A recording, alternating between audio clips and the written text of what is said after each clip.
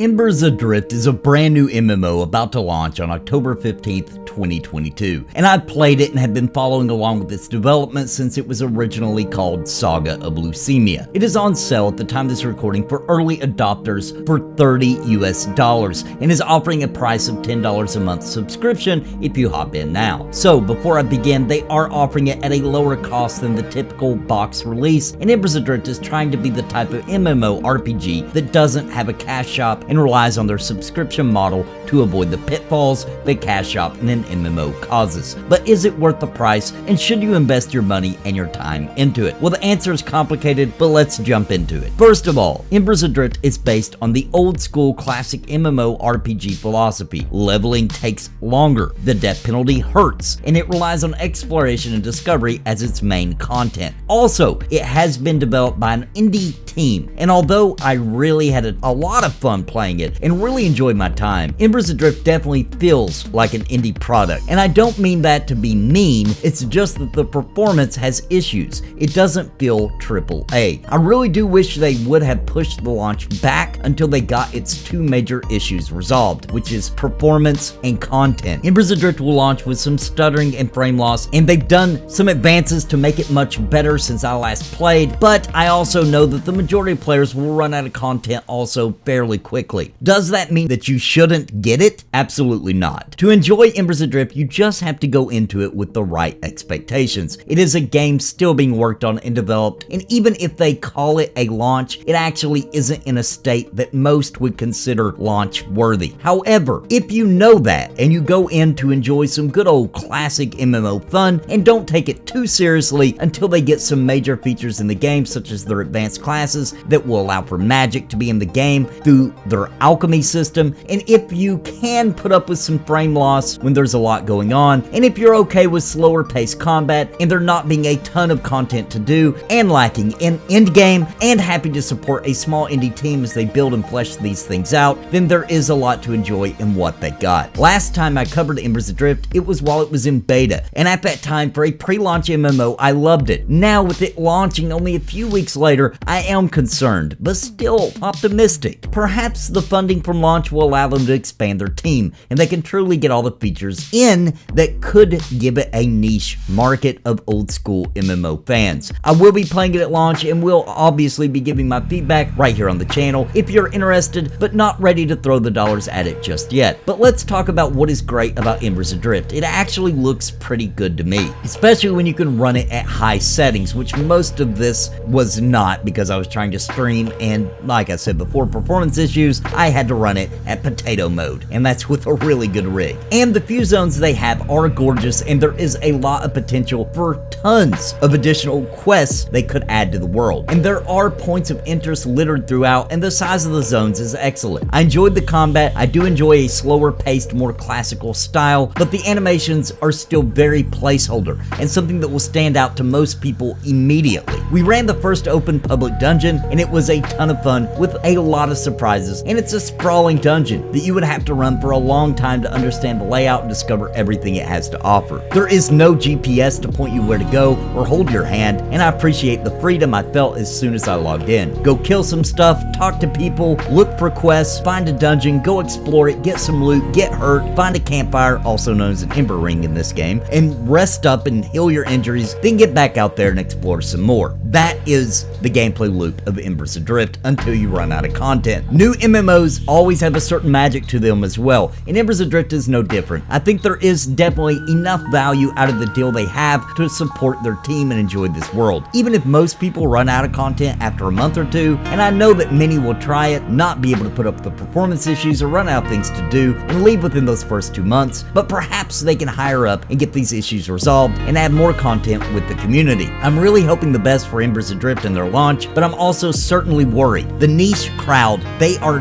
trying to please aren't as easy to make happy as they were in 1999. And although I can see the value here, I think at the end of the day, they can hope for a success much like Project Gorgon and hopefully keep the lights on and carve out a niche section of the MMO gamers who are more patient and willing to wait for new content. The past MMO launches have shown us what happens with an unfinished product calling itself a launch, and I worry that Embers Adrift Adrift will suffer the same fate. But for some people in the community, getting an early taste of a classically spirited MMO, even if it is missing the magic system and doesn't have much in the way of endgame and needs more quests and variety of mobs out in the world, I know that some will truly be willing to understand and enjoy it for what it is. I just don't think it will be topping any major charts or getting praise from very many other content creators. Let's take a moment to hear about the sponsors of this channel and then we will continue. Real quick, I want to give a shout out to the members of Napalm. They have strapped on their armor and are casting the spells of awesome by supporting this channel and keeping me full-time every month. Thank you so very much. And I think you are interested in becoming a member. You can do so by clicking join down below this video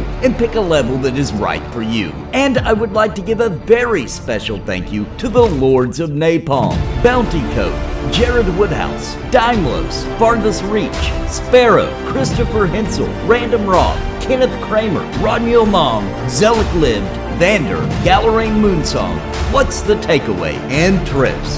Thank you for your highest tier membership.